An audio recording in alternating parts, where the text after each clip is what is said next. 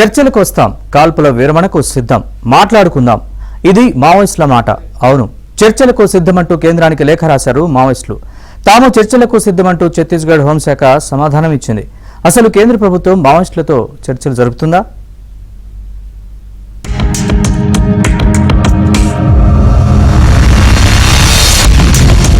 తుపాకీ గొట్టం ద్వారానే సమాజ స్థాపన, సమస్యలకు చెక్కని చెప్పే మావోయిస్టుల స్వరం మారుతోంది.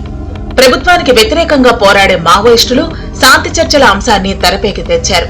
కేంద్రంతో చర్చలకు తాము సిద్ధమంటూ ఒక లేఖ విడుదల చేశారు. నక్సల్ ప్రభావిత రాష్ట్రాలైన ఛత్తీస్గఢ్, ఒరిస్సా, మధ్యప్రదేశ్, తెలంగాణ, జార్ఖండ్, మహారాష్ట్రల్లో తక్షణమే కేంద్ర బలగాలు కాల్పులను నిలిపివేయాలని ఆ లేఖలో కోరారు. తాము కూడా కాల్పుల విరమణను పాటించి శాంతి చర్చలకు సానుకూల వాతావరణాన్ని కల్పిస్తామని చెప్పారు. కేంద్ర రాష్ట్ర ప్రభుత్వాలు శాంతి చర్చలకు ముందుకొస్తే అందుకు తాము సిద్ధంగా ఉన్నామంటూ మావోయిస్టులు స్పష్టం చేశారు.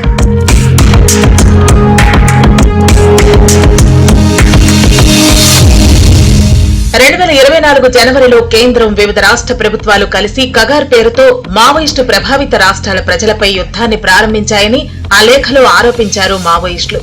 గత 15 నెలల్లో దేశవ్యాప్తంగా 400కు పైగా మావోయిస్టులను, ఆదివాసీలను కోల్పోయినట్లు అంగీకరించారు.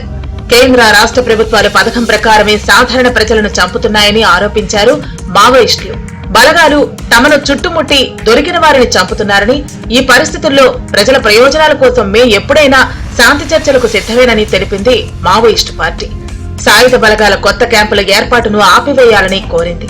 శాంతి చర్చల కోసం కేంద్ర రాష్ట్ర ప్రభుత్వాలపై ఒత్తిడి తీసుకురావాలని మేధావులకు, రచయితలకు, మీడియాకు, హక్కుల సంఘాలకు, ఆదివాసీ, దళిత సంఘాలకు, విద్యార్థి, యువజనులకు, పర్యావరణ కార్యకర్తలకు విజ్ఞప్తి చేసింది.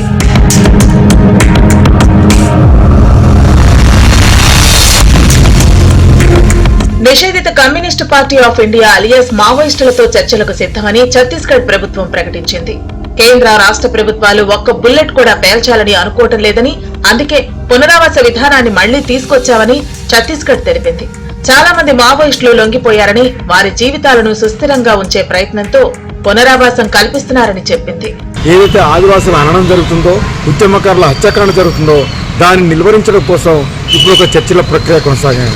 ఎందుకంటే ప్రజాస్వామ్యంలో ఎవరైనా ఏ విధంగా పోరాటం చేయొచ్చు. అదేవిధంగా మావోయిస్టు పార్టీ ఒక రాజకీయ పార్టీ సాయుధ పోరాటం చేస్తున్నది. దానివల్ల చాలామంది పీడిత ప్రజలు కానీ, మధ్యతరగతి మీరే జరిగిందని భావిస్తున్నారు. పెట్టుబడిదారులు, కార్పొరేట్ రంగం మాత్రం తమ దోపిడీకి అనుకూలమైన వాతావరణం లేదని ఫీల్ అవుతున్నారు. ప్రభుత్వంలో పెట్టుబడిదారులతో, వాళ్ళ యొక్క అన్యాయులతో దానిపై నిర్బంధాన్ని కొనసాగిస్తున్నారు. దండకారణ్యంలో అసలు యుద్ధ వాతావరణమే లేదంటోంది ఛత్తీస్గఢ్ ప్రభుత్వం. కొత్తగా పోలీసు శిబిరాలను ఆపివేయాలన్న మావోయిస్టు మాటలపై ఏమీ మాట్లాడలేదు. అంతే అని పైకి చెప్తున్నా ఛత్తీస్గఢ్ ప్రభుత్వం కూడా కాల్పుల విరమణకు అంత సుముఖంగా లేదు.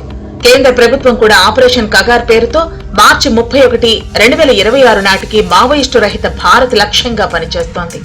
ఆపరేషన్ కగార్ నిలిపివేసే ప్రసక్తే లేదు. అది నిలిపేస్తే మావోయిస్టులు మళ్లీ బలం పుంజుకుంటారేమోనని భావిస్తోంది.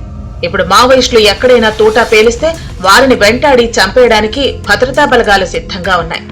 ఇప్పుడు వేరే గత్యంతరం లేకే మావోయిస్టులు శాంతి చర్చలకు వస్తున్నారని కేంద్ర ప్రభుత్వ వర్గాలు భావిస్తున్నాయి. కేంద్ర హోంమంత్రి అమిత్ షా అయితే అసలు మావోయిస్టులే లేకుండా చేస్తామంటూ వరుస ఎన్కౌంటర్లకు తెరతీశారు. जनवरी से अब तक लगभग 194 नक्सली छत्तीसगढ़ में सुरक्षा बलों के साथ मुठभेड़ में मारे गए हैं, 801 गिरफ्तार हुए हैं और 742 ने आत्मसमर्पण किया है। मैं देश भर में नक्सलवाद के साथ जुड़े हुए युवाओं को आज के इस सम्मेलन के माध्यम से अपील करना चाहता हूं, चाहे नॉर्थ ईस्ट हो, चाहे कश्मीर हो, चाहे वामपंथी उग्रवादी क्षेत्र हो, सब जगह लगभग कुल मिलाकर 13,000 से ज्यादा लोगों ने हथियार छोड़े हैं और मेन स्ट्रीम में शामिल हुए हैं। यहां पर जो आज भी नक्सली युवा हथियार लेकर ये नक्सलवाद की प्रवृत्ति में लिप्त है, मेरा उनसे आग्रह से विनती है कि हथियार छोड़िए, मेन स्ट्रीम में आइए। सभी राज्यों ने आपके पुनर्वसन की योजनाएं, बहुत ल्यूक्रेटिव योजनाएं बनाई हैं, इसका फायदा लीजिए और देश के विकास में आपका योगदान दीजिए। ఎంతో మంది మావోయిస్టు నేతలు తమ జీవితాలను ఉద్యమం కోసం దారిపోసినా జనం పట్టించుకునే పరిస్థితుల్లో లేరిప్పుడు. గతంలో ఎన్కౌంటర్ జరిగితే పెద్ద రచ్చే అయ్యేది. ఇప్పుడు పరిస్థితులు మారాయి. మావోయిస్టు భావజాలం సైతం బలహీనపడింది. గత 25 ఏళ్లలో మావోయిస్టులు ఎన్నోసార్లు శాంతి ప్రతిపాదనలు చేసినా కేంద్రం ఇప్పటిదాకా చర్చలు జరపలేదు. ఇది కూడా అలాగే అయ్యే అవకాశం ఉంది. ఇప్పుడున్న పరిస్థితుల్లో ఎన్డీఏ సర్కార్ మెట్టు దిగి మావోయిస్టులతో చర్చలు జరిపే అవకాశం కనిపించడం లేదు.